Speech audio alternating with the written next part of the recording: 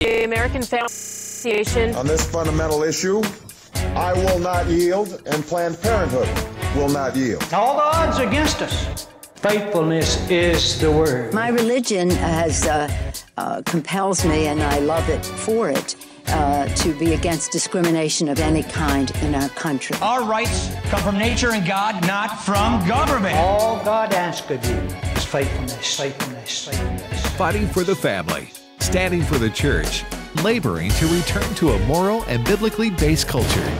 This is the American Family Association at AFA Today. And we welcome you to the AFA Today broadcast. We are so glad that you're with us, coming to you from the shadow of the Freedom Tower and, of course, just north of Trinity Church and Cemetery in Lower Manhattan, the belly of the news beast, if you will. Kevin McCullough is my name, and we welcome you to a brand new edition. We've got a lot to get to today. But before we do, I want to remind you, if you have not yet called us and let us know, or written us on our Facebook, or contacted us in some way, has AFA in some way benefited your life? We're looking for your story about that, because next week we want to share with the whole world exactly what that story is made of, and how this broadcast, this network, has impacted you on a daily or weekly basis as best as possible. Kevin McCullough is my name. It's so good to have you with us. We've got a lot to get to on today's broadcast. There's two kind of big stories going on that we're going to try to cover simultaneously. One of them has to do with what the Supreme Court just decided this morning, and this is actually quite good news, I think, for free speech in America. And you may be of a different mindset, and if so, that's fine. I don't begrudge you anything for wrong. But the Supreme Court has struck down any limits on monies can be used for political speech. Friends, it never should have been the case in any other way. There never should have been this idea that that somehow using free speech to express important ideas was ever dangerous for the process. Now, there's some of you that I know are already, oh, well, that just means that money's going to take over the whole process. That may or may not be true. How is that the problem of anyone other than people that choose not to use their funds for political expression? How does that become the problem? Think about the ultimate concept of a free market and a free country and a free set of ideas that can be expressed in the fullest and maximum ways.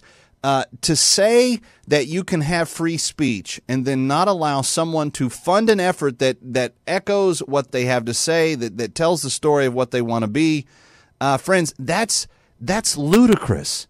It's the way we get our messages out is by many times having to spend money to do that. And the Founding Fathers from the very beginning understood this. That's why they didn't encourage, back in colonial times, they did not encourage the newspapers to remain neutral or to have some sort of non-viewpoint expressed in the stories that they were covering. In fact, most of the newspapers in our nation's history, especially in the early days, always were named after a worldview or a party or a partisan group of people that you were identified with. So you had a lot of original newspapers in America that were named Democrat or Republican. There would be the Independent. There would be these ideas of you knew if you went to that source, you were going to get a certain line of thought, a certain worldview, a certain perspective on what was going on. I don't think it's ever been a good idea to try to force anyone into remaining what's considered neutral, because first of all, no one can. It is not possible, and I know this better than anybody else that you can think of today, because I live right here in the middle of the news making machine. You can't tell me that the people that I pass on the street, that I go to work with every day, that I'm around on a regular basis, that they don't have viewpoints and that those viewpoints don't come out in how they report things.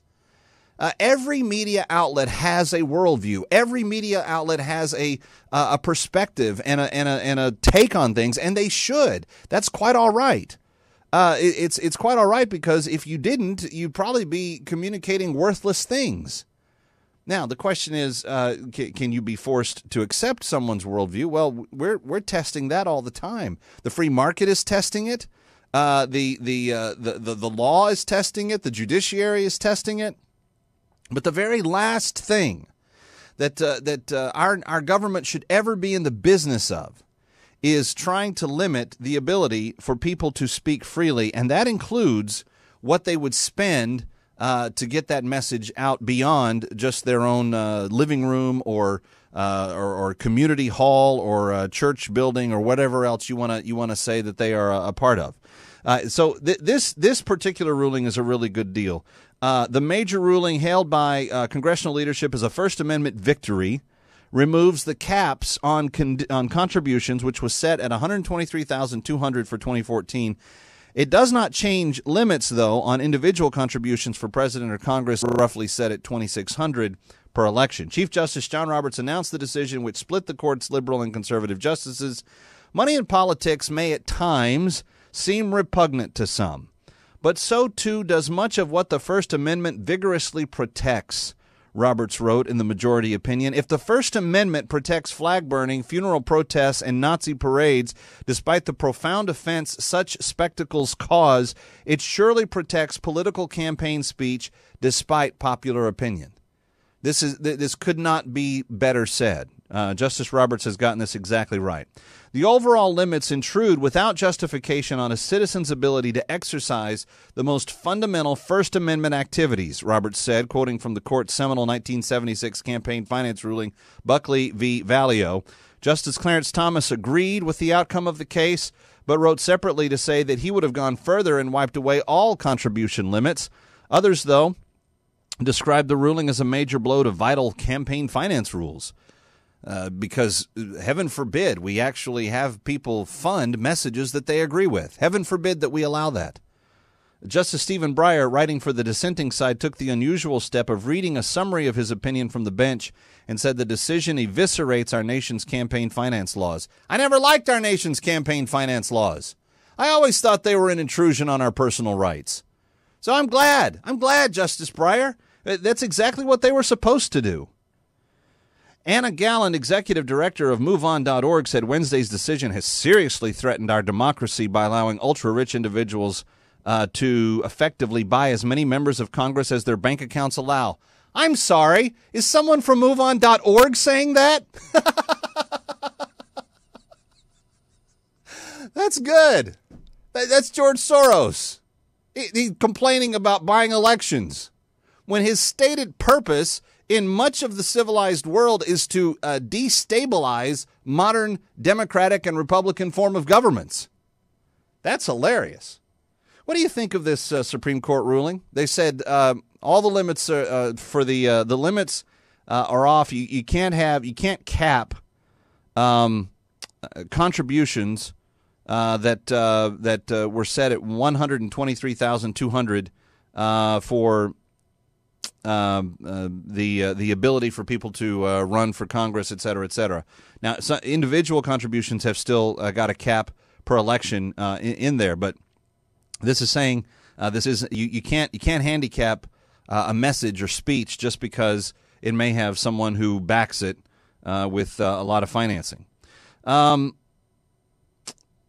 MoveOn.org girl, Anna, said the Roberts Court has weakened America's democracy and contributed to a system of legalized bribery by allowing big money to swamp the voices of regular Americans, dramatically alter the outcome of elections, she added in a written statement. Like George Soros and MoveOn.org didn't have that express intention in mind by creating MoveOn.org, by creating MoveOn.org PAC, by creating many of the shadow companies that George Soros has had to be able to influence elections. Are you kidding me? George Soros lackeys are the ones complaining about this ruling? Honestly? 888-589-8840, your thoughts. The court striking down campaign limits in the 5-4 ruling that was handed down today. In a series of rulings in recent years, reports Fox News, the Roberts Court has struck down provisions of federal law aimed at limiting the influence of donors as unconstitutional curbs on free speech rights. Most notably, in 2010, the court split 5-4 in the Citizens United case to free corporations and labor unions to spend as much money as they wish on campaign advocacy, as long as it is independent of candidates and their campaigns. That decision did not affect contribution limits to the individual candidates, political parties, and political action committees. So what you have here is you have a court that has said fundamentally, it doesn't matter how many dollars you have that you want to support your message with. This is not something that the federal government has any business regulating. If you want to spend money to advance a political message, you should be allowed to do that. And it's not going to cap it at a certain amount that you can have in. Because, friends, when we start limiting speech, we start limiting speech. And limiting money in speech is limiting speech. If you think about it in the most, basic way, and just consider this. Everybody's seen the movie Newsies back when, as the musical, as the little kids selling the nickel papers in New York, is actually based on not a true story, but a true historic period of time in which the newspapers profligated throughout New York City at a very high and rapid rate. You could buy them for a nickel or less on most street corners, and some of them were in competition with one another right there. Well, if you had the ability to pay your news workers, your newsies, to go out and sell your paper became more profitable. Now, the other side may say, well, I have to sell my papers all on my own. I don't have the money to pay for newsies to go out there and sell my papers. So that's not fair.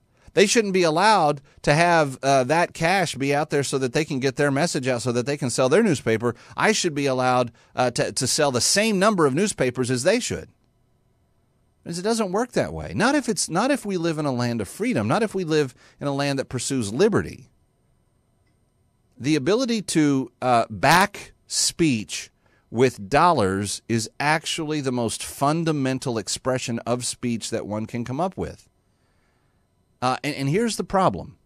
If you think that disproportionately assists those who are extremely wealthy, then become extremely wealthy yourself and counter their message. What I love about this is that it is every person's responsibility to figure out how they're going to get their message out.